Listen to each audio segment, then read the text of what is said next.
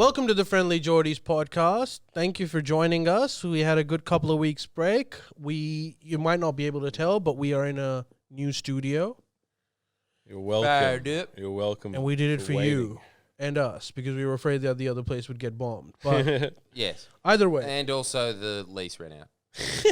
And this place. Let's be honest, that was mostly because of that. I was like, I'd rather die than stand in line for a rental market and then walk in and be like, this is worse than my other house. And they're like, yeah, and it's double the price.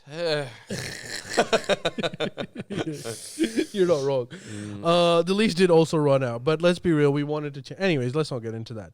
Okay, so first, let's start with our segment today because we've been warming up on the pre-show. If you want to check out our pre-show, we talk about the Dalai Lama, we talk about comedy, and we talk about which is Stalin, worse, based or not based. Yeah, Stalin based or not. Stalin So make sure Hitler. you become a patron of the Friendlyjordies Podcast, and you can access that stuff, including the upload. Hey, Jordan, I've got a question. Peter Dutton just lost his Aston by-election. Is this the end of the Liberal Party? Sensationalist much, but no, but like, come on. Conclusive, I'd say. I don't think that needs an answer. I think you answered it yourself. Yes. Is it? Is it? Is this the end of the Liberal Party? Or let's just say it as the Liberal Party as we know it. No, the end. Smart man. You know what's amazing? Because dumb people that think they are smart always smart. say they should, or as we know it, it. covering all bases. Anyways, Nuance. what do you actually think? Like, where do you think the Liberal Party stands now? You know what? I know they think they stand, and the press think they stand. Every conversation that you hear about the by-election is always about the Liberal Party really seems to have an image issue, so they really need to rebuild their brand. They need to change their image. They need to change their messaging. Yes, that's the problem. Branding. That's why people. Yeah, no. Who are these people? Are they ABC people? It's everyone. Yes, the ABC included. The ABC's thesis, which I think personally is completely wrong. Like, it's the opposite of what is true. Is that their thing is like, you're not appealing to the moderates, and that's why all the teals are eating up your seats. I mean, on the surface it seems fine, but I've got a theory as to why that's wrong. They actually mean you're not appealing to elites that don't actually work. You know what they're really Their job saying? is like sitting around at cafes and vaguely looking at their laptop. Did you guys see there was some article that came out that was basically like Australia is the same as America. The top 10% have gotten richer, and the bottom 93% of like fucked or something. Yeah, that's everywhere. Breaking news. Just thought I'd interject. No, it is like they recently did a study as well where like the elite has gained about 90% of the total financial gains in the last 10 years or something. I mean, but like, are we surprised? No, I'm surprised that it was 90. I thought it'd be higher. So I think it was actually higher. I'm surprised, but anyway, go on. You know what else, though, I think is never really factored into that argument? Yeah, they're always going to be accumulating 90%. Actually, I know, I know where you're getting at. That's true. It's just like, it doesn't really matter what government policy there is. Yes, that's true. But like, I know what you really want to get at. And let's talk about that segment in your book review. Yeah, I know, but you go don't on. You I was think, just saying. isolated on that point, though. Yeah, there really isn't that much you can do. I suppose the thing that you could do is maybe tax, but I would like to see what it is like in Scandinavian countries, because I'm pretty sure the top 10% would still be getting a very large disproportionate amount of the wealth. Yeah, because that's just what happens when you own things. Yeah, no, absolutely. True. No, I don't disagree with that. Absolutely. But coming back to the ABC's point as to like what they're really saying is, liberals, come on, we want to vote for you. You think we like paying extra taxes? Just fix some of your like issues here and there. Just stop shitting on gay people, teals, and we'll vote for you. And the rest of the population will also vote for you. Yeah, that's I know. what That's they're all really saying. Window dressing that the ABC personally likes. But isn't it amazing that they have their little bubble view frame and they get to navigate and project that that's what the country's thinking? And you're so right. Every time they ever talk about this, they're always just talking about teal seats. you lost teal seats. I mean, because like mathematically, kind of makes sense. If they had the teal seats, then they would be in a much better position. 4 more seats. Then they'd have 4 more seats. True. Okay. They still wouldn't have gained government. Okay, they still wouldn't have gained government. But what I also think is like maybe that's not the. Again, right now, and I've spoken to you, Jordan, about this. I'm not talking in terms of what's good for the country. Right now, I'm going to be talking in the sense of what's good for the Liberal Party. If I was one of them and I was like, how do we get out of this situation? You need to do the opposite. I think what's happened is that because the Liberal government has been in power for so long, their base, their hardcore base, is kind of losing faith in them in the sense that they're like, they feel that there's not a huge difference between the Liberal Party and the Labour Party. These are the people that are like the most socially conservative people, that are like anti-mask people, those kinds of people.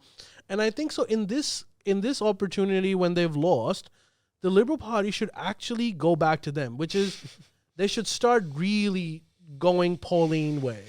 Maybe not Dutton himself. So Dutton should get a few of his cabinet members to just go ape shit, so super right wing, which is going to outrage the ABC and it's going to definitely outrage the Teals, but that's fine.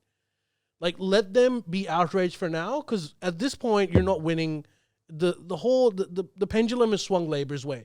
You need to wait for your opportunity in maybe 3 years. If you're lucky, yeah, it's 2-term minimum strategy. But it's 2 terms, right? It's 2 terms. I think your strategy should be what happens 6 years from now. Yes. And so what you need to do to win that election is you need to have your base super motivated for you. Yeah.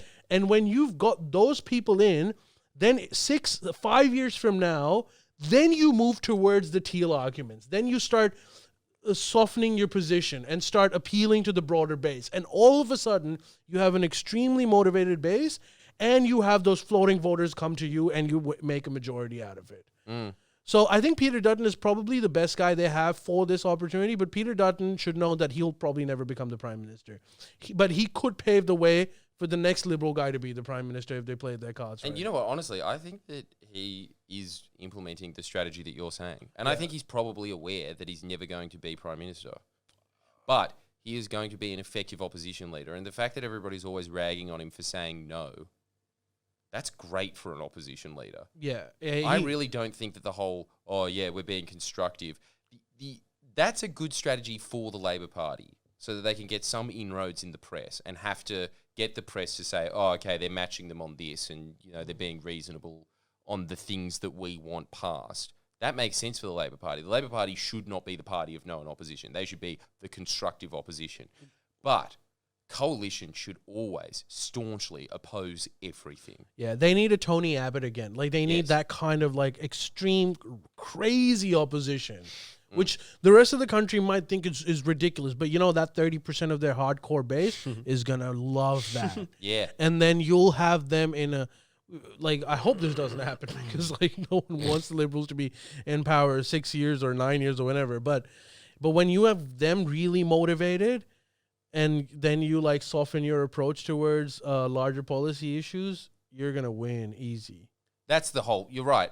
Dutton needs to be the stalking horse, and then you need to replace him with a Frydenberg or Malcolm Turnbull. Yeah, figure, Frydenberg. And then the elite will love that. Exactly. But you've consolidated your base. So, in fact, actually, it's probably, you know what? I might even go as far as to say this. Dutton could be a Tony Abbott 2.0. Well, he could grind his way into office. He was supposed to be. Dude, okay, what do you think about this? I know this is a really superficial argument, but, like, Dutton is an extremely ugly man, and that's hard to, like, win people over, you know? Yeah. He's, like, so awkward, and he's, like, this weird character. It's, like, it's hard for me to be like, yeah, I like you. Oh, I'm afraid of you, but I like... Whereas, like... The others, like an Albo is like just this cute, cuddly man walking about, like, yeah, and he's got a list, which also makes him endearing. Yeah, like it's really hard for me to like Peter Dutton, irrespective of like what his policies are. He's yes, scary looking man. He's good as a cop. Yeah, he's very much a cop. Great cop. Yeah. You know what else I actually got to give credit to Dutton for? He's really good at answering questions. He's really good at not losing his shit at all of the obvious jabs that the press are constantly giving him. He's got a real, I'm going to rise above it and be the mature man in the room feeling about him. I know exactly what you mean. It's like it's an insurmountable odds. You're in opposition and you're hideous. But like extremely hideous, Yeah. not just extraordinarily hideous. yes. He But does. let's just say this. He doesn't have a good card hand, but he's playing it as well as he possibly can. That's what I think Like about when they Dutton. always talk about like I honestly think this. I think he is a very, very intelligent, effective politician. no, I think so, but I'm gonna go back to him being hideous. Like when they talk about JFK versus Nixon, right? And they always say like, well, the real political pundits knew that JFK was gonna win because just look at him. He was a handsome young man, and look at Nixon. Dude, Nixon did not look bad. Yeah. Nixon was a moderately handsome man. Yeah. Peter Dutton is no He's not. Nixon. He's not moderately handsome. Peter Dutton is borderly like Elephant Man. I'm sorry. Oh shit! All right, rate him out of 10. Dude, like low. Like to the point where I'm like, I don't play this game because I don't want to give him like a 2 or some shit. Yeah, You know? it'd be a 2 2? for sure. Nah, come on, 4. Dude, No okay, way. think for a second that 2. you're a woman and that man is on top of you having fucking you. Just imagine that. I don't Yeah. She into power. Dude, she's in the shower crying after. I don't know if it's that far. I don't know. Like, Okay, there's I get- uglier people. They're really, like... But I get like how Peter Susan does. Lay's pretty hideous. I don't know. Is that the Yeah, second in you like, charge? of course, yeah. She's all right. the Let's second not in get charge? out of hand here. Yeah, supposedly yes. Actually, yeah. I'll tell you she's what, alright. though. Looks actually really is not everything. Do you reckon? I mean, Christina Keneally is a 10. She can't win an office to save a life. Yeah, but you know what? Okay, first of all, 2 things. One, and you're gonna hate this point, but like, it's a little different for women. Here we go. Hey, fuck it. I like Peter Dutton over No, like it kind of is though. Like, really, like good-looking women sometimes will give off this really bitchy vibe, Yes. and that's Hang unappealing. on, I'm trying to think if guys are in the same boat because there's no Australian male politician that's at that same tier. You've got your 8s. You've got your 8s. Who's like Chris okay. Minns, for instance. Chris Minns is handsome, but he ain't a 10. Nah, there's no 10s. Dude, if you were a 10, you're working for Victoria's Secret. You're not a fucking New South Wales parliamentarian. 10 just means you're going to get cast in movies. 10 also, I don't know. Do you know a 10? Yeah, Christina Keneally. Oh, she's a 10 for New South Wales Parliament. No, I actually honestly think she's like a intimidatingly attractive woman. I think she's on another scale to like, if you saw her walking down the street, that would be a head turner, like a car stopper kind of thing. She's very, very attractive. It doesn't translate into elections. It could be the thing that you're saying, that you want to be attractive, but you don't want to be too attractive. And I think Yeah. there is something to that. You don't want to be too, but also... Oh, actually, you know what? Canadian Prime Minister. Trudeau. yeah, Justin Trudeau Trudeau. is a But 10. man, He's a 10. Yes. do you know one exception? But Thailand's Prime Minister. She was really smoking. She was a 10. But she was like, she was out in 2 years. And you know what was her main Yeah, but issue? it's Thailand. She's Everyone's just had a it 2 years. good-looking gal. Like she's nepotism, and it's hard to take you seriously when you're that good-looking. Like Yeah, I think so too. But that's the same thing with Trudeau. I mean, Trudeau wins, I think, because of the party machine behind him. But I honestly think that a lot of people... There's studies into this as well. If you're too good-looking, people instantly mistrust you. And actually, women do that to attractive men doubly so. yeah. Oh yeah. Like if Brad Pitt was all of a sudden running for like Prime Minister of Australia, Something's up. they'd be like, "You Yeah. can fuck me," but Just not in office, mate. yeah, just not in office. I don't trust you. You're too good looking. Okay, fair enough. So you want to be like 8s. 8 is a sweet spot. Yeah. Yeah, you want to be approachable. This is the atmosphere that you want to give off, I think, of just like, yeah, that'd be a nice wife, or that'd be a good husband. You want that level. I got lucky. Yeah. Not the, you think you're better than me. This is why I hate coming to Brazil, that kind of stuff. All right, so what's the Liberal Party's future now? I think the Liberal Party's future is what it was in the 80s. It's going to be a grim decade. They Sucked are just going to in. be permanently in opposition and irrelevant because they are incapable, as they have proven over the last 10 years, of governing in a time of turbulence and change. That is the pattern of history. We're through the looking glass here, people. Like, this happens all throughout history. Every time it's turbulent, the Labor Party's in. That's so unfair, man. Like, how come they get like, when things are good, you're our guy. When things are when shit's hitting the ceiling, let's get the Labor Party in. Because I know. So unfair. I know it's so unfair, but that the elite understand that they need an actual government in power during turbulent times. They need a government that's capable of making tough decisions instead of just caving to special interests. But in times of good, they just want to live off the fat. Yeah. All right. Well, so the question is are Liberals done?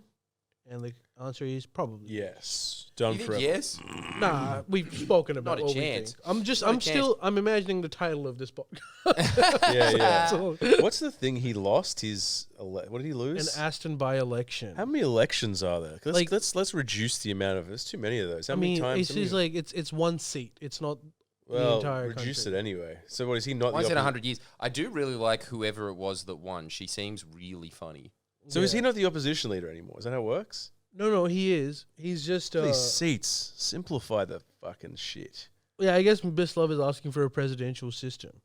Yeah, that. Speaking of presidential No system, way. They have way more elections than we. They elect chief police. I know, which I think is a really good way. Well, to so- do it. Guys, like, this is a political podcast. That's too much democracy. I don't want Man, to sit there. I mean, and I just know like, you're saying that as a Constable joke. Kitchen got a good high arrest rate. I'm also not a fan of this by-election. Just call it an election. Yeah, what? It's bye because you say bye to it and walk away. Everyone's by these days. It's ridiculous. Including Even Peter Dutton. seats. But okay, let's talk about Trump and him going to prison. What do you Damn. What are your thoughts? Impeach. Dude, I got thoughts. It's not going to happen. There's my thoughts. End the story. Why is it not going to happen? Because that's what Fox News said. Do you know?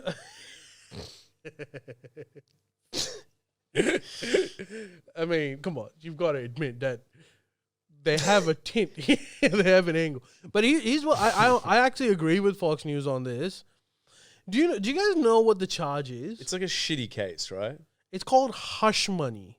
Is it illegal even? It's not even illegal to give hush money to someone. What he did was, before the 2016 presidential race, his affair with that the porn star Stormy Daniels, she was going to come out and say that we had an affair, which honestly would have, like, in hindsight, would have only boosted his appeal and polls. Isn't that crazy? But he gave, allegedly, he asked his lawyer to give $160,000 to sign a confidentiality agreement with her. That is not illegal. You can do that. I mean, if you give someone money and ask them not to speak about it and they accept, there's nothing illegal about it. But what is technically illegal is to not declare that payment when you're running for office in your official business dealing statement or whatever it might be. Now that in the US is an offense and you could technically go to jail for it, but come on. That is so what I'm trying to say is this is what's really happening. They haven't been able to find something that they can pin him for. They found this, which by the way has complexities because there's one removal. So he didn't actually pay her. He didn't communicate with her. He paid his lawyer, who is claiming that he got the money from his boss, who has incentives to lie about it because so that in itself is going to be hard to prove that money came from Donald Trump. That's a headache on itself. But what can happen is that the people that are trying to get him in jail for it are hoping that they can, through discovery, they can get more and more documents And once those documents come, they might be able to find something that is even more incriminating. Oh, That's what's really happening here. They're still looking for shit, and they haven't really found it. They found something that allows them to look for more shit. Right. And so what happens is, I think this was a dumb move on their part anyways, because if you're gonna like bring proceedings against an ex-president, you better have like a good offer. You need something substantive, because there's so much drama that's going to be created around it that it's not worth it. And plus, give me one example of a politician that has gone or has been put into jail for something of this sort and has come out unpopular. Yeah. They always kill it as soon as they're out. Yes. Like, even in Australia, Pauline Hanson went to jail and she came out more popular than what... In fact, that jail stint made her into a force to be reckoned with. Yeah. She was no one before It was a Lazarus Rising. Yeah, she was no... And so, like, because there is much like John Howard. Yes. Every common person, when they think that someone is being persecuted against... it becomes an underdog story, and now all of a sudden they're for it. Yep. Yeah. I think this was like the dumbest thing that they could have done, unless they found something really incriminating that they knew they could put him in jail for. Yeah. And unlike Australia, even if you're in jail, you can still run for president in the U.S. So you're not really disqualifying him. You're just giving him more steam. It seems like he's got that martyrdom. But right? also, how baller would it be if his... Oval Office addresses were from a 5-star prison cell? That would be so sick. Dude, it would be sick. What a dystopic aesthetic. And he would My fellow Americans, and he's in jail. I'd vote for him just for that. Exactly. I would like to see it from the cell. And a lot of people in blue states will vote for him just for that. Because My fellow Americans, I need to leave you now because it's time for dinner. But like dinner, like ringing the bell and shit. Yeah, it's been... Lights out, Trump. 5 more minutes. I don't know what they're trying to... I got you those cigars. I think, I don't understand. Like, I think it was Nietzsche who used to say that, like, every time you see some kind of an authoritarian action, it always comes from a sense of insecurity. Secure governments never do this sort of shit. It's always the insecure governments that are threatened that do it. That's interesting. Which tells me that the Democrats are really... I don't think they're confident in winning the next election. But no, Christ, no, they're not. But it was more that specific New York governor, right? It wasn't Biden. It was that governor. It was a New York state prosecution, right? Yeah, dumb fuck. But like, obviously, he wouldn't have done it without the knowledge of the White House. Like, right? I think it was like someone. I think it was like it was a decision. But I think the White House would have definitely had to okay this. I think it was like a campaign promise of his. I think one of his promises was like, "And I will put Donald Trump in prison." Yeah, so but find something better to put him in prison for. This is stupid. You've literally just shot yourself in the foot over here. And also, maybe I'm just jaded about the law. I swear everything's illegal. Like right now, me sitting here, it's just like, you didn't check before you sat down if there's any Aboriginal artifacts under it. That's fine. Like everything you do, always going to. It's like it's the worst mistake if you just ask your lawyer for anything ever. They're always going to say yes, that's illegal, because there's so many laws. Yeah, they're risk averse.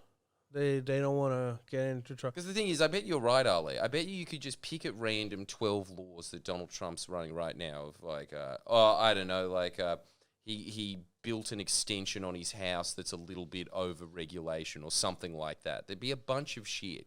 Yeah, but like it doesn't work. That works with people like us, people that are basically kind of, well, not you, but like people like me and Miss Love, that people that are basically powerless. So when you do that shit, it's just an intimidation tactic, and you're essentially just trying them to change some kind of a behavior. Because like you said, you can really pin down a lot of offenses on anyone, really. And the only reprieve they have is like if they've got like a good lawyer, if they've got money to do it, and if they can argue against it and prove that it's bullshit. Most people don't have that, particularly a fucking leading presidential candidate. You think you can get him on some bullshit like, your house is built slightly extra? And what's the court going to do? Oh, in that case, we give you the death penalty. They're going to fucking fine him and let him go. Damn. And you know what else is sick? He could double up in the election and actually run the Sideshow Bob election of just showing this black and white ski lift of prisoners coming out of the prison system, just being like revolving door prisons. Joe Biden couldn't even pin down Donald Trump, who had 6 felony charges against him. Can you trust a man like Joe Biden? Vote Donald Trump for president. It's so crazy because that's like where it's getting to. That is where it is getting to now. It's crazy. And they can't even say this message is approved by Joe Biden because he can't approve shit anymore. It's just, it's really cool thinking about... We've lost him. What? We've lost Joe Biden. I'm still on Team Biden, though. Yeah, of course. I mean, yeah. obviously you're always going to vote for Biden, Yeah. but I've got to say, if Donald Trump wasn't already the coolest president the world has ever seen, he's well and truly made that with prison cred. Yeah, he's got Coming up in his prison next cred. election with that little Mexican tear tat underneath. He can't do any wrong. I swear to God, he Life on his can't. knuckles. It's crazy. It's so sick. It's just gangster. Dude, imagine if he comes out and he's like Abdullah Tate. He's like, I have been reading the Quran in prison. The Quran's a very good book. Yeah. And I'm gonna. a bit harsh on the Islam. And he's like, I'm reducing the ban. bring down that wall. And every Republican was like, peace prize. Come on, peace prize. Yeah. Totally. Muhammad al-Alaj Trump. I think it will just strengthen his base, though, because they love that. They're like, he's fighting the government. He's fighting the man. He's sort of... Yeah, look at Andrew Tate, too. Everyone that was for Andrew Tate loves him even more now. I mean, he's sort of dropped off the TikTok algorithm, which is pretty annoying. Yeah, for and him. that was for sex trafficking. Dude, the amount of Not people... for like a minor felony. Yeah, and that was for literally sex trafficking. Like, the amount of podcast fans that have said, like, you guys need to talk about Andrew Tate. Like, what's happening to him is unreasonable. I don't agree with all the shit that he says, but you can't just put someone in prison because you don't agree with them. Well, that's mostly why people go to prison. Andrew Really? Tate, a political prisoner. You could argue that, honestly. Yeah, you could argue it. You could. But that is true. Like, and again, I think this is just another reality that is how the world works. A lot of people go to jail because it's more convenient to put them in jail, not because they've actually done anything. That's kind of what they did that's to you. definitely what Donald Trump can tap into. The thing is that they're saying, oh my God, Donald Trump raised $12 million. Oh, wow. He'd have a war chest that is smaller than Ralph Nader's in 2000. Nothing. Dude, Ralph Nader. Who the fuck's that? Dude, that guy used to be... Who the fuck is that? He was the Greens of the U.S. Oh, respect. in like early 2000s. That's hilarious. In And now opposition to Bush. he's Democrat as. That Oh, should give you a little life shit. lesson, all you Greens voters. Shit. Okay, so, all right, Jordan, I guess we've figured out the Trump debacle. Now, let's talk about what you were talking. Remember when you called me and you had that... Dude, okay, this happens, miss. It's about 2 12:30 after midnight. Yeah. I'm just about to go to bed. Just about to, right? That's peak time. And then my phone rings. Yeah. And it says Jordan Shanks new. I'm like, oh, look, I've got to pick this up. I don't know, like it might be something important. And I pick it up, and Jordan's like, "Hey, what are you doing?" I was like, "Nothing." Jordan's like, and he proceeds to have a 3-hour debate. And when I say 3 hour, I know 3 hour because when I put the phone down, I checked. Oh, We had a 3-hour debate amazing. on the working class. What are you? That's your bedtime story. It Fuck. was, and I was like, and because like what he like, it was interesting. So I was like, I'm not gonna like stop. Yeah. I'm gonna keep going. Yeah. And so what I'm saying is, Jordan, and it all came from Jordan, that book that you were reading. So let's introduce us to firstly the book and the central idea that you were arguing. No, I don't even know if that is a book. I got it recommended, and I was just like, this might as well be written in Hebrew. Some of it is written in It's Hebrew. poetry. Wanting. All I right. can't remember the name of the book. Oh, So that's a great start. Fuck. But he had this great argument, and I never thought about it like this. He's essentially saying that in the Western world, and he makes a very strong, definitive difference between, because look, the reasons that people are voting for Imran Khan are a little bit different for why they're voting for Donald Trump. Let's just put that out there first and foremost. Don't go back into our debate. Just stick with the facts, and then, like, yes, I understand that Imran Khan is different from Trump, but, like, introduce the thesis first. Here's the thesis, though. In the Western world, you really cannot have this argument anymore about class warfare in the same way that you can all throughout the rest of history. We have actually reached that critical mass point where, think about it, if you are the lowest of the low in this society, if you're on Centrelink, you have a better life than everyone in Pakistan. I would trade, I've known this from experience. Jesus. I would trade being on the dole in Broadmeadows for being in the elite suburbs of Pakistan in a second. Jesus. In a second. I would much rather live there. You know why? You know why? Because you can drink water from a tap here. That's a plus. That is a plus. You know, you will get mugged slightly less in Broadmeadows. Yeah. And here's a bonus. Most of the time it won't be with a gun. Yeah. The levels of danger that you encounter in a Western democracy these days, even when people say, oh, all these endless wars and all that kind of stuff. Yeah, endless wars maybe for a professional class of soldiers. We're at that 1984 level where there is just this tiny theatre, mostly just theatre, just kind of like stuff to fill news in. Some, Arabic guy went, that, but it's not like affecting you really in your day-to-day. Your basic needs are more than met and then some, even if you're online. I know where this is getting at. This is your point about, like, it's just the rich having playtime, basically. What? Like the middle class, the struggles are just like entertainment, right? Yeah, I think that actually, if you really look at how good society has it, what people are arguing for, especially when you go to fringe minor parties like the Greens, and this is a great example, Greens, One Nation, Clive Palmer's party. Who's the average voter for them? You would think, because of the way that they speak, because what's the Greens' message? They're these Che Guevara larpers coming out to bring out the people's revolution. They're a bunch of people that collect art. That's who votes for the rich, Greens. yeah, they're Richest rich. voting bloc in the country. Shit. Guess who else is pretty cashed up? Pauline Hanson and Clive Palmer's. I think they, on average, earn $80,000 to $100,000 a year.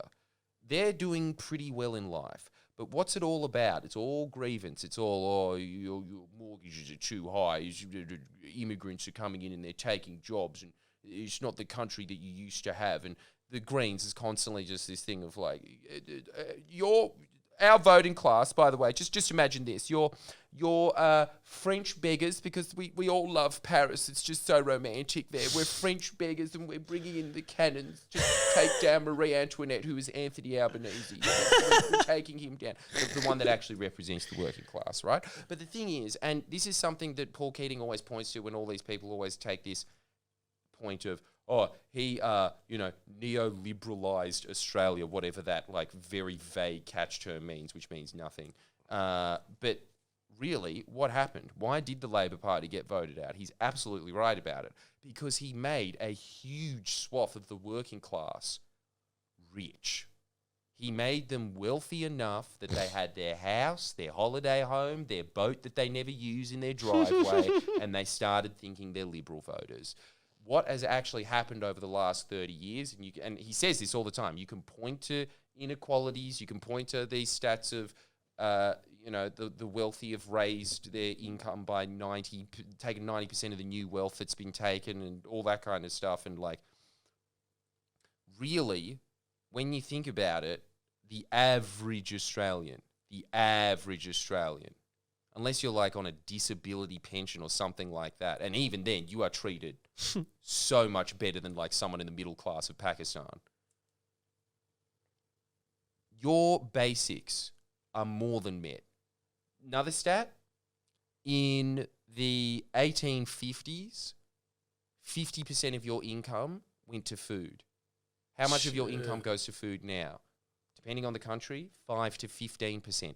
how much Except of if your you're money, Miss Love, it's 80%. But anyways, that's again, you put that immediately in the next activity that took over the 50%, which is leisure.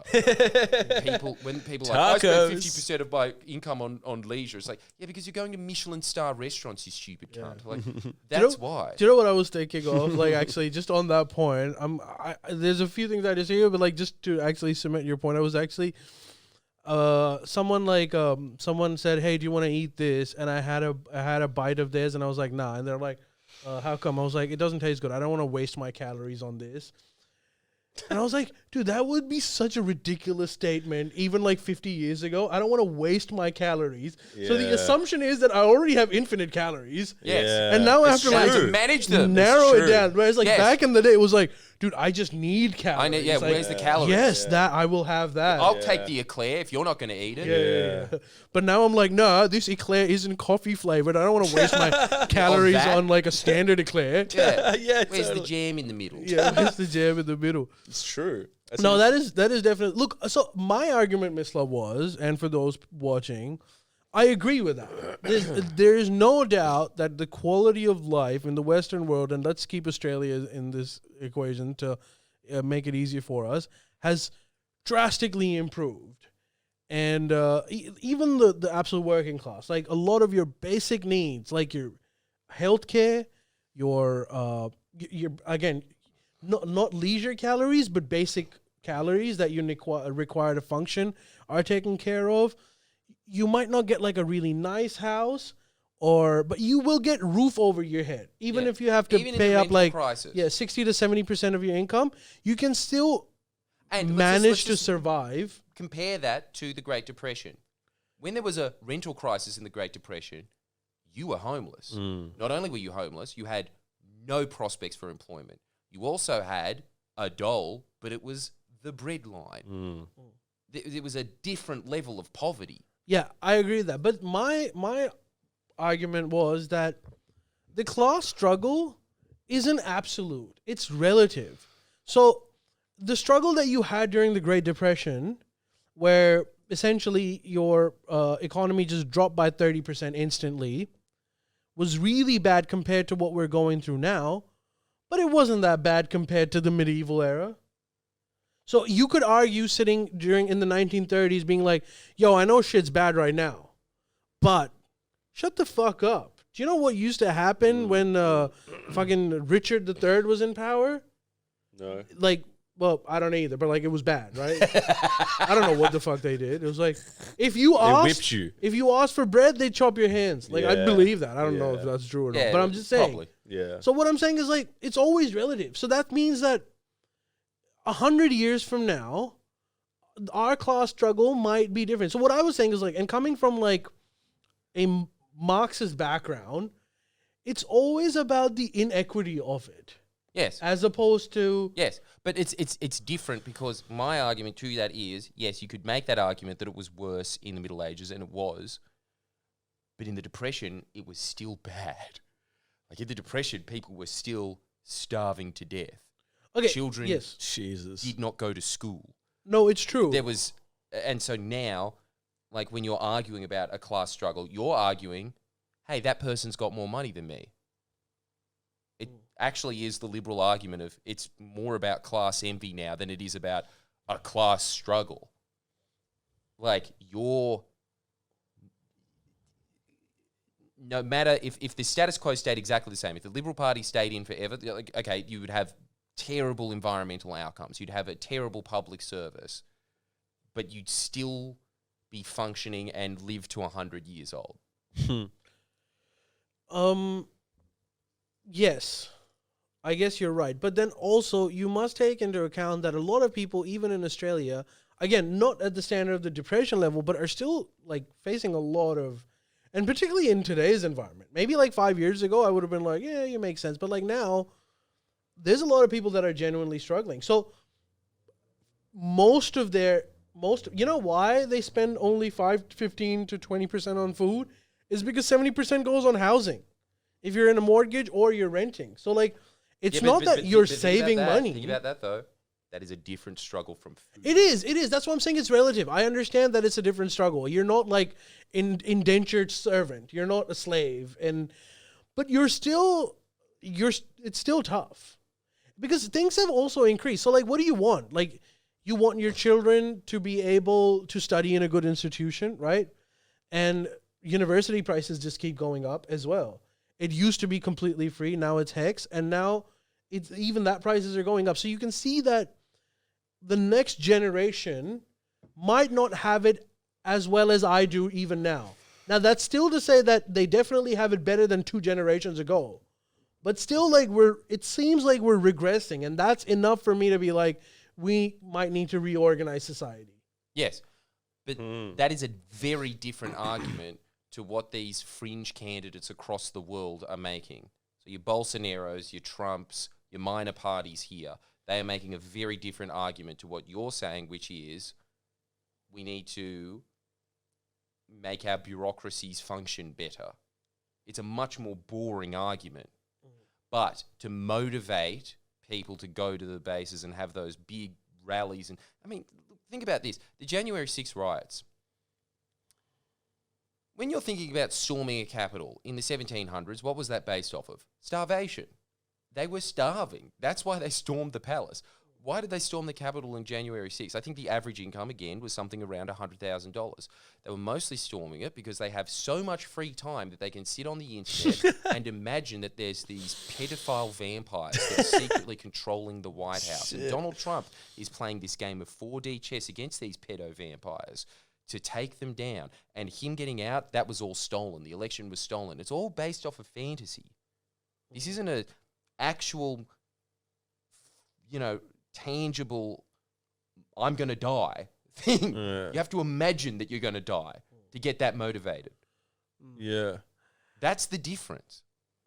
Yeah, okay. I understand that. And plus, particularly, I think it was you who told me, and like from that Van Batten book that you were reading, that if you look at the average income of the people that stormed the Capitol, you'd be surprised by how well off they were. That is crazy. That's crazy. There was 2 things that you could always tell. I know you've heard this already, Ali, but there was 2 things that you could tell. It was a very good indicator of if they were going to be a January 6 rioter. Had they experienced some form of bankruptcy in the past? Now, that didn't mean that they were well off now. As we said, the general rioter was well off. However, at some point, they've experienced some financial hardship. But the difference was that was a self-imposed hardship. They took a risk, and it failed. And so then they started externally blaming everyone except themselves. That was the first one. The second one is they read a lot. They read far more than the average person. But you know what they read? Fiction. So they were able to make these little jumps in their head of, pedo vampires. Of course, I've read about that in, Twilight. So obviously that's a thing that could happen, and they just keep going from there. They should have This is what I'm talking about. When you have enough money that leisure is now 50% of your paycheck, and you have a lot of time to just sit around and do nothing. I mean, for Christ's sakes, think about it like in the pandemic. Everyone across the Western world pretty much stopped working. I know that there was people that were necessarily working in Coles and all that kind of stuff, but the general population was able to sit at home for 2 years. And in a lot of circumstances, their quality of life got better. Yeah, they actually. A lot of my friends were like, all right, $750 a week, I've made it. And then when it got rid of it, it was just like, fuck you, Scott Morrison. Where's my fucking free checks? Like, that was the difference. When you're talking about the Spanish flu and people are like, oh, can you believe that people were still working back then? They didn't have a choice. Yeah. And there wasn't any $750 a week payout back then. Actually, you hate comparing shit to Imran Khan, but I remember when the pandemic happened and the images from Italy. Italy was one of the first places where, it was the first example of a first world country like going through these insane hospitalizations, and everything was collapsing, right? And so the rest of the world was like, we need to shut our country down. And I think Imran Khan came and was like, yeah, but we don't have that option. Like, we can't do that. Yeah. It's not an option. A lot more people will die. So we just have to manage it. Yeah. Wear your mask. Yeah. Try to keep that distance. If you could afford a mask. And then someone was like, fuck. But what about like where you can't keep your distance? It's like, then you don't keep your distance. I don't know what to say. Like we can't stop working. Yeah. There's like so many people that survive on day-to-day wages. Like a worker that goes, they survive literally, they get paid daily. And if they don't go, they're not going to be able to consume those calories that they literally need to survive. Yep. And you see the difference. The populist leader that is Imran Khan, huge uprising, huge surgeons. There's no fantasy behind why people are flocking towards Imran Khan. He is actually offering them a better life than dying at 50. Yeah. And look, man, obviously it's hard to compare those countries, but like coming from that country, I remember when we were new in Australia, and my mom used to really talk shit about homeless people in Australia. And I was like, Mom, you never had like that kind of a thing against homeless people in Pakistan. I was like, they didn't have, like, sometimes they literally didn't have a choice. I don't want to be rude, but like she used to say, these fuckers have a choice. She obviously didn't understand how drugs work because she doesn't know exactly how drugs are. Like she just thinks it's like either and there are mentally and she's also doesn't really empathize with mentally ill people. Like, she's not a perfect person. But like, so you take those two out because she doesn't consider them. She was like, yeah, fuck you. Yeah. Well, I can imagine she'd come here and be like, see the affluence and be like, surely. And it would be easy to pick yourself up. Particularly because when she found out that people, like, you get the dole over here and stuff, I was like, how are you not on the dole? Like, what are you... Yeah. Like she wouldn't be able to like understand exactly why you're on the street. Like, well, that's it. It's just like, look, in the West, really, the reasons that you would be on the street is mental illness because there's drugs, so many, not just government programs, non-government programs that are like, look, if you're and put together enough, say you've got average intelligence, you'll figure out a way to get housed. Yeah. In the West, it's not going to be ideal living. Yeah. Yeah. So like again, so she's right and wrong. So she's wrong in the sense that she's right that they're not poor. I mean, they are poor, but they don't necessarily have to be poor. But like their mental faculties or whatever, their lifestyle is causing them to be in this situation. It's not necessarily just abject poverty. Yes. Look, you do make a point over there, but what do we do? So like not like struggle against the elites? No. I think that it's just like what I'm getting at is the argument now that you are having is actually a lot more boring. There's not much inflamed passion in politics anymore because there can't be by design. The only way that you can inflame that passion is by creating elaborate fantasies for people to fall into, which is what these predatory minor parties do. And generally, what you're really looking for out of a government is to just keep it going and through just technological progression and actually having a properly functioning bureaucracy, these things automatically will just improve. And it's just like it's a fantasy to sell into people's minds that tomorrow there's going to be flying cars and you're not going to have to pay any rent and, we're going to cut emissions to zero tomorrow. Like, these are all fantasy ideas that parties like the Greens sell, and you have to get swept up in this idea that, things are really, really bad and you're getting fucked over. Or the other motivator these days, a lot of the time, is you should be voting for us just to punish those people. That's a huge motivator in Western politics now. And this is a classic thing from Italy from years ago. And they were talking about it after the Second World War, where there was villages and stuff like that weren't experiencing this abject poverty, but there was still this feeling of malice and this, we're going to vote for this person just to screw over this village because we fucking hate that village. That's how you get votes these days. It's mostly just as a punishment to the other people. And look, I'm completely guilty of it. I've made an entire career out of it. But when I look at it, I'm actually just arguing for like the semblance of governance that got us to the place where everybody can select what color jumper they want. There has been huge, inarguable progress over the last 100 years. Huge, massive, inarguable progress. And I think what the main crux of what this book was saying, and he's not arguing it, he's saying, yes, there is genuine political arguments. It's hard to get people to actually focus on those genuine political arguments, especially because our society, and this is just, you know this. You don't even have to look at the stats, but he goes through all of the stats. We're really narcissistic. We're so self-absorbed now. And so it's very easy to because what is a narcissist based off? It's based off of this victim complex of I'm getting screwed over personally, me. And so you just keep pressing that button. Whatever the demographic is, you find your special way of how you're getting screwed over. That's how you get votes. What he's actually saying is it's really hard to build the consensus that actually progresses society these days. It's hard to be that unifying politician. People don't want to fucking hear that anymore. And it's because people have become more selfish and nasty. It's true. You can't deny that. It's true. No, there is truth to it. People are quick to complain at first and be like, what about me? There's no idea. There's no that greater good isn't really. It's almost like not sexy anymore or something. No, it's not sexy to say like, get in here, get this one that is actually like running what is very difficult, which is a large bureaucracy. Yeah. And getting that to function properly. That is not a sexy message. No, I guess like the easiest way to motivate people is through an emotional message because people are scared, irrespective of what their condition is. If you've got $10 million in your bank account, you're scared that you might lose it all. If you've got 500, you're like, shit, I'm going to run out. Like, everyone at their own level is kind of scared, and you can exploit that emotion if you know how to. Yeah. You know what's funny? I was actually reading about this. This has got nothing to do with politics, but this was like an evolutionary book. It was kind of like Sapiens, the Yuval book, but it wasn't Sapiens. I can't remember what book it was.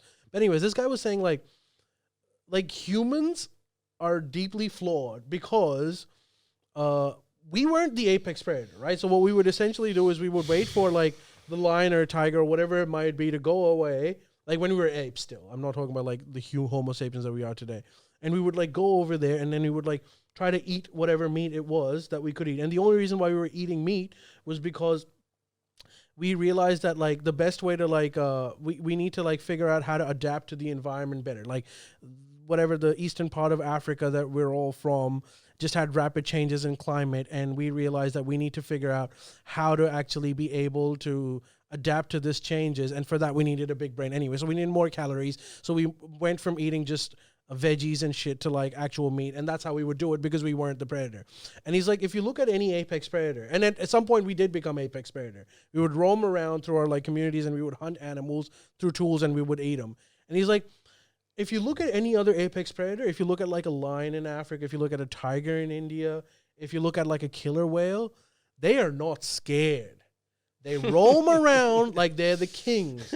And unlike us, when we're like always looking behind us and we're like, oh shit, is there someone? I was like, a lion does not give a fuck. He's like, I'll take care of you, bitch. You come in front of me.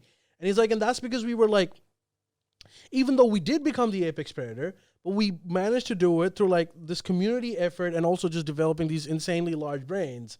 But we still have that thing in us that like, oh shit, a lion might eat us. Yeah. A tiger might eat us. Yeah. It's like, and this is like a fundamental evolutionary defect that we have. If we were like a traditional apex predator, we would just be confident. And I think that like squeaminess about us can be exploited in politics a lot. Yes. And so I think like, okay, I'll admit another thing. When I was like 17, 18, and I was like a full-on fucking commie Marxist, I genuinely thought that life is just getting worse and worse, and we need to struggle against the elite. Otherwise, eventually, we'll all just be broke. And when someone would even give me the evidence, you'd be like, hey, what the fuck is wrong with you? Like, people working class in Australia are much better off than they were before. And I'd be like, yeah, but that's only because, you know, we've outsourced our working class. It's the third world, and they're going through a lot of shit. It was only, I think, like when I was in mid-20s when I was like, no, hold on. Even if I look at that, the quality of life, even in the third world, has gone up tremendously in the last 200 years.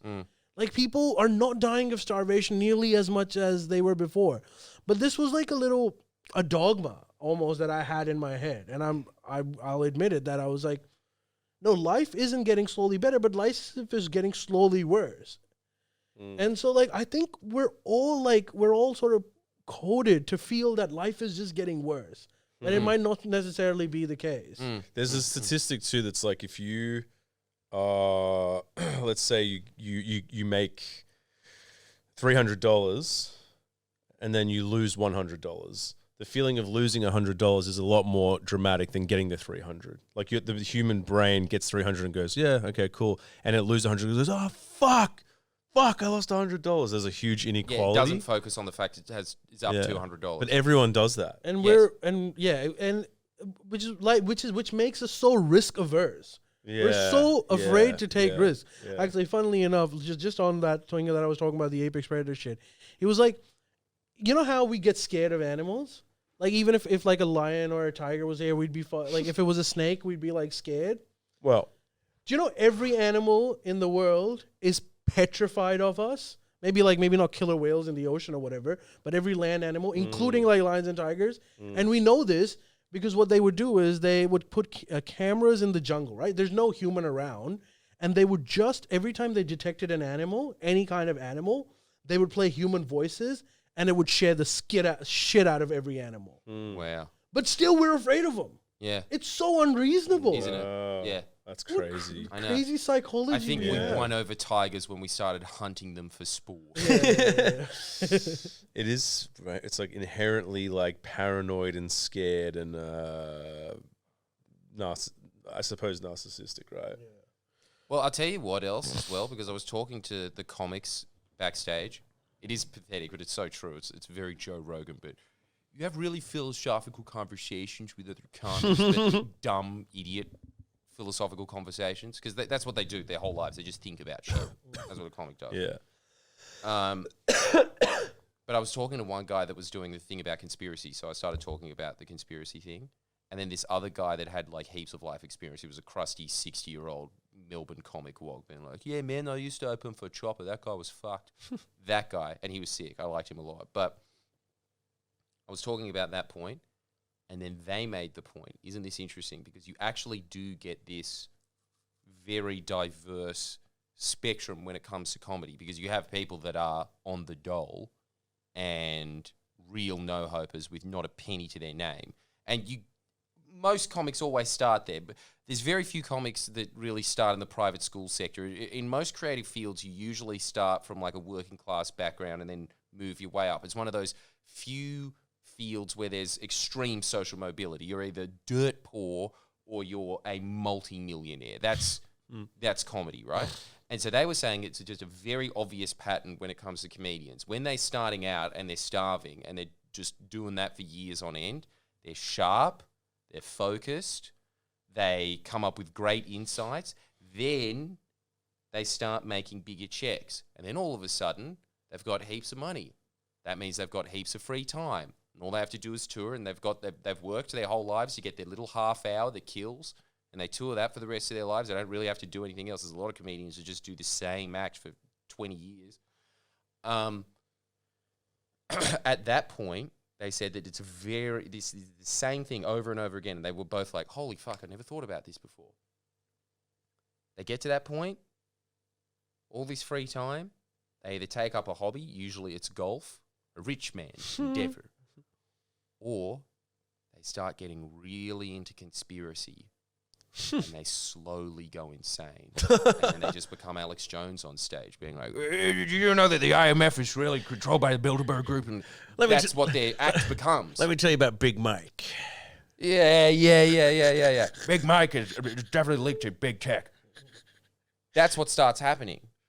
Because when the human brain, and I think it's pointing into your thing, when the human brain is satiated, when it's food, clothing, shelter is all handled, it's still looking for problems.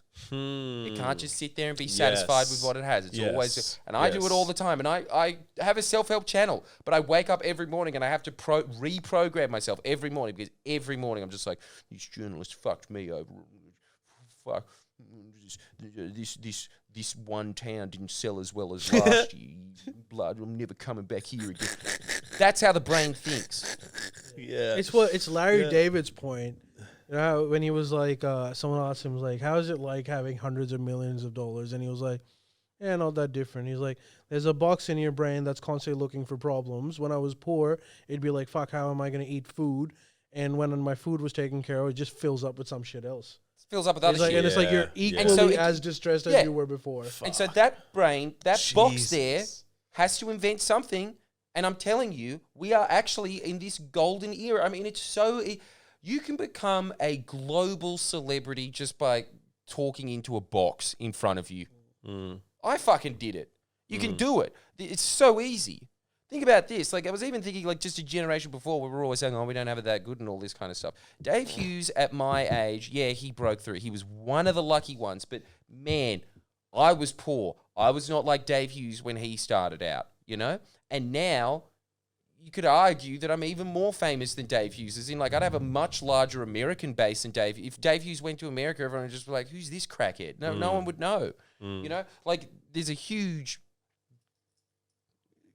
divvy there. Like, what I'm saying is, like, yeah, it's an incredible time to be alive, and still the brain needs to look for problems. Still needs to look for how it's getting screwed over. Yeah. And I think that it's something that, like, and the book was just like, and I've got no answers, sorry. But, Shit. Man, it makes a lot of sense. And it's like, you look at any civilization, what happens when it's at its peak? Kind of just gets bored and gives up on the project. Yeah, gluttony and demise. Yeah. Kind of just happens. Shit. Well, I hope we've motivated you enough today. But you know what we might have done is, like, irrespective, some of these questions are way too big. Like, you know, how should the working class struggle really be in the next 50 years? But what I think we have, like, established is that we should try and be thankful and happy for what we have.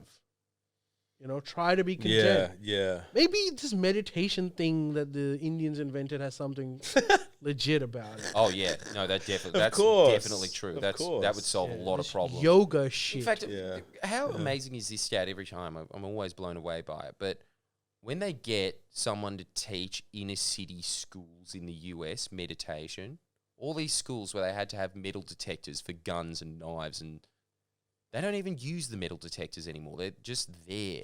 Like, they turn them off. That's amazing. Everyone just mellows out, and they study and pay attention in school because they're forced to just not think for 10 minutes. That's amazing. And it solves so many problems. That's amazing. It is amazing. It's truly amazing. So I think it's not just a thing of also just being grateful for what you have, but it's also like, whatever, like, great societal problems you think there are, they're actually a lot more solvable than you think, and the solution is a lot more boring than you think. And who'd have guessed? It's the same thing every time when people are like, why haven't you said anything about Labor announcing that? Because they haven't fucking announced a policy. It's not a Facebook post. You announcing a policy, sorry about this, takes months. Minimum. Sometimes it takes fucking years. Sometimes it takes decades. That's forming a proper policy. Sitting there and talking to experts and hammering it out and how we're actually going to implement it. Then you have to talk to other experts about it. These things take time. And I think it's just like at the end of the day, you kind of just have to accept that and understand that, as I was saying, like climate change, environmental degradation, all of these things, they don't necessarily demand, like, you know, some guy with a little beret hat on and a machine gun shooting in the air. That's probably not the best solution a lot of times. Definitely not. Yeah. I think the greatest amongst all is the Dalai Lama. Definitely. To bring it back. To bring it back. To bring it back. I mean, how many of us are French and children? I'm kidding. That's another solution. Maybe when you meditate long enough, you realize that's you get to that level. That's true happiness. Anyways, we've spoken about Dalai Lama in our pre-show, so make sure you check that out if you're a patron, and if you're not, then become a patron. Thank you for everyone that has sent us the shirt designs, but we want more. Come on, I'm sure there's some of you that haven't done it. We're thinking about it. Send us more shirt designs. Some of the people I've been in touch with, and whoever did it and I haven't responded to, we appreciate your effort, but not good enough. Not everyone good enough. else. but send us some more if you have any other ideas, and we will see you guys next week. Sick. See ya. Adios. See ya. Oh wait, I need to. Oh, for fuck's sake. It's all right. Okay. We got it. What else did we use? Canada Star.